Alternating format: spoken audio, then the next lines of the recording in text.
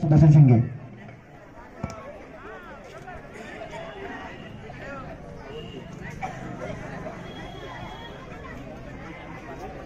सर्वांना माझा सविनय जय भीम.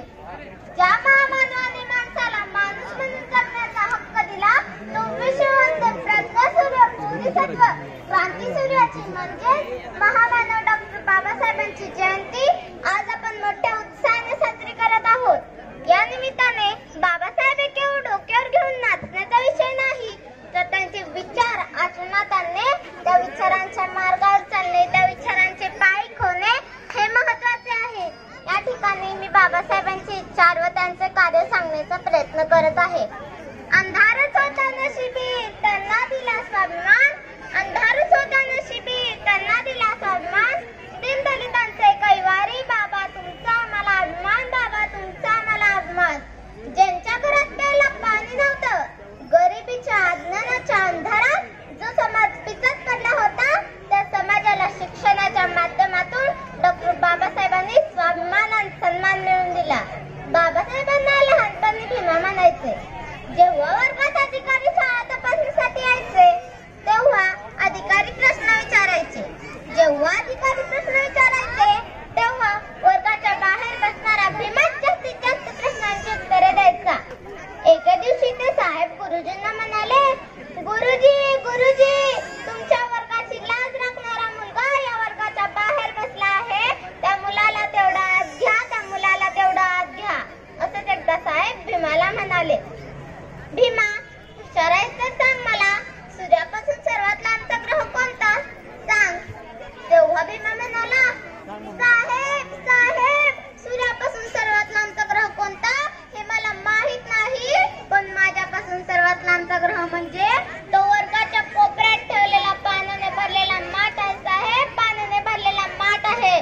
कारण सर्व मुले तहान लागलं तर माठातलं पाणी पिऊ शकतात, त्या माठाला स्पर्श करू शकतात, त्या माठाच्या जवळ जाऊ शकतात, पण मला मात्र त्या माठाच्या जवळ जाता येत नाही, त्या माठातलं पाणी पिता येत नाही, त्या माठाला स्पर्श करता येत नाही, कारण मी अस्पृश्य आहे ना. अशा प्रकारे अस्पृश्य लोकांना 14 तळ्याचे पाणी पिण्यास बंदी होती आणि तेच 14 पाण्याला स्पर्श करून ते पाणी पिऊन 20 मार्च 1927 रोजी माझ्या भीमानं 14 तळ्याचा सत्याग्रह केला व ते तळे सर्व दलितांना अस्पृश्यांना खुले करून दिले. सन 1923 सालचा एक प्रसंग. जेव्हा बाबासाहेब बॅरिस्टर होऊन भारतात आले तेव्हा त्यांच्या सत्कारासाठी हजारो कार्यकर्ते लोक जमा झाले होते.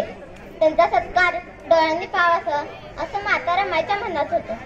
पण त्या माऊलीच्या अंगावर फाटकं लुगडं होतं, नेसायला चांगली साडी नव्हती.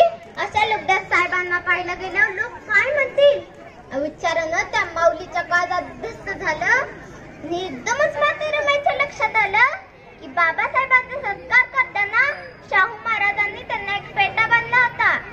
तो फेटा घरामध्येच होता.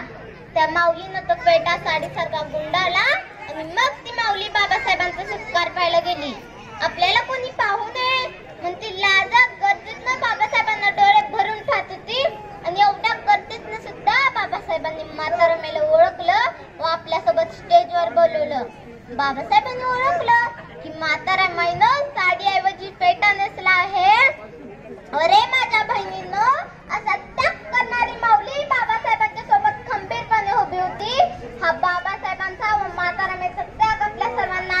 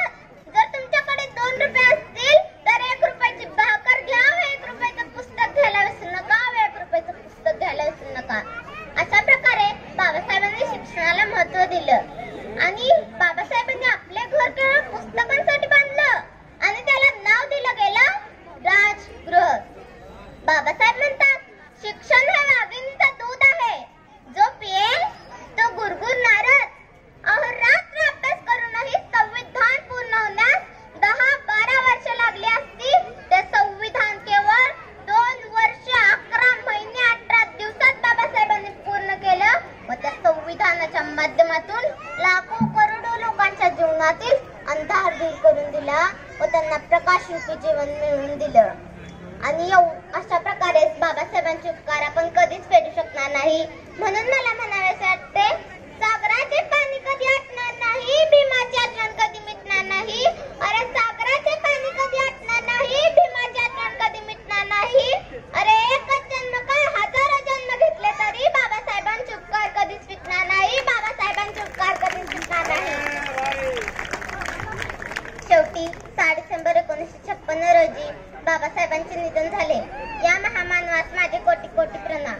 शेवटी एवढंच म्हणावयास वाटते, अरे सांगशील का रे सागरा, अरे सांगशील का रे सागरा, 6 डिसेंबर 1956 रोजी तुझ्या पाण्याचा स्तर कसा वाढला होता, तुझ्या पाण्याचा स्तर कसा वाढला होता. अरे भरती आली होती का तुला, अरे भरती आली होती का तुला, की 9 कोटी लेकरांनी आपल्या अश्रूंचा पूर व्हायला होता, आपल्या अश्रूंचा पूर व्हायला होता. जय भीम, जय भारत, जय संविधान.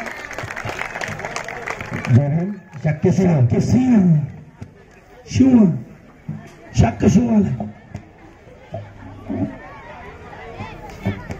My name is Shakti Singh Ashok Kamre. We, the people of India, having service in our constitution.